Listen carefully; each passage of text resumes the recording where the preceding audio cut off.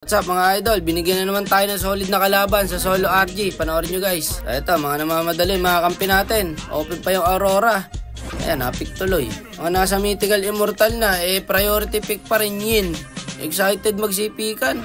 Sayang yung Aurora guys, napaka-visit pa naman kalaban nun. Lason yan ayan, mag-adjust ulit tayo, kupra tayo guys. Okor pala namin dito, Masha, mukhang pinilit pa Ayan, titibay ng kalabang guys. At syempre bago natin atulan yan, para mamaklik pa like, follow, share natin dyan mga idol. Eto na, papiplikirin lang natin tong Leslie na to sa early. Ayan guys, medyo nabulol pa tayo doon mga idol. Kakagising ko lang kasi, nag-voice over agad ako Ayun, nandun pala sila sa XP. I-vision lang natin yung Lancelot, malayo pa naman yan Nandun pala yung Aurora katabi ko. Ito walang tapon sa kalaban guys. Tsaka yung vision ng Aurora kanina, makikita mo marunong talaga. Ang napansin ko sa Lancelot na to, par slow lang siya. Alam niya kung kailan siya papasok. Tapos may skill siya na panakas. Di ba? Ang galing par, pagka ganun magtimpla ng skill yung Lancelot, matik, marunong. Eto, dito trade tayo sa top lane. Bibilis mag-react ng kalaban mga idol. Kakabigay lang namin sa Leslie, hindi to na agad yung dalawa. Ganito maganda kalaban, pagpapawisan ka talaga. Ayun lang ulit ako naka-encounter ng gantong klaseng kagandang laban sa solo RG. Hindi ko nababanggitin, alam nyo naman yung typical na laro sa solo RG, di ba? Magulo, watak-watak talaga. Balik tayo sa game. So since lamang yung trio ng kalaban sa mid, babawi kami sa gold lane. So ayan, di ba? As a tank, dapat alam mo yung ganun guys. Tendency kasing lamang kayo sa mid, pero lugi kayo sa side lane. Meron naman lugi kayo sa side lane pero lamang kayo sa mid. So ang nangyayari sa amin guys, lugi kami sa mid lane. Kailangan dito lumamang yung side lane namin guys. At sa nakikita ko, mukhang okay naman, nakakalamang naman. Pera lang sa XP. So dito binigyan ko na guys. Ayan. Kasi may Lunox naman. Tapos Masha. Anong nangyari? Ang hirap talaga ng hero ng kalabang guys. Tsaka lason talaga yung Aurora. Wag nyo ibibigay Aurora sa kalaban. Nakita mo naman kung gaano kalason niya Kung walang Aurora, kaya namin Kaso mahirap yung Aurora guys.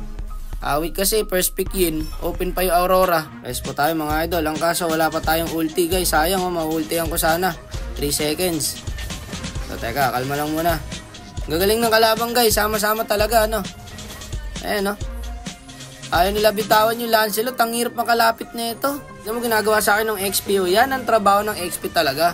Taga-zone ng mga mage. Taga-zone ng core. Taga-zone ng tank. Sabi matchmaking talaga, hindi talaga balance guys. Kita nyo naman, lason talaga Aurora. Talaga naman. Yan yung Claude, nasa backline mga kapatid.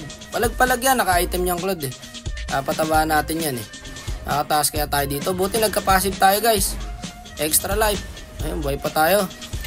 Nice one, kahit pa paano nakabawi na Kaso yung Lancelot kasing galing guys. Mahusay talaga. Papatayin pa niya yan Yan yung Claude, re-respawn, nakita ko sa mapa. Patay sa Lancelot to.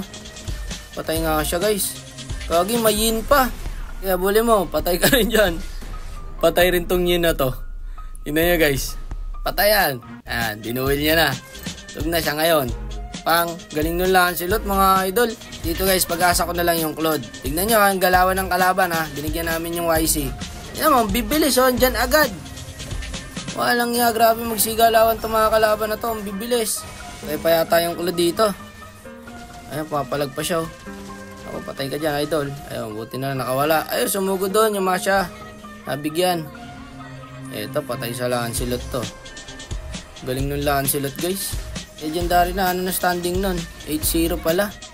So drop na kami na lugi guys. Ang ganda talaga hero ng kalaban. Core Masha kasi Ang kukulit tas first pick yun. May mga galaw naman Ewan ko ba't ganito sa dropping to mga to Wala, mukhang imimid na tayo. Ayun, dinuwil na nung yin. Patay siya dyan. Ayun, tug na siya. Kaya pa ba? Kaya pa to. Sige, tiis lang. Tiis lang. Wait. Kalma lang. Hindi tayo pwede pumasok dyan Kulang tayo Iniisip ko kasi, kung papasok ako agad dyan, kakaldagin lang ako ng Mino.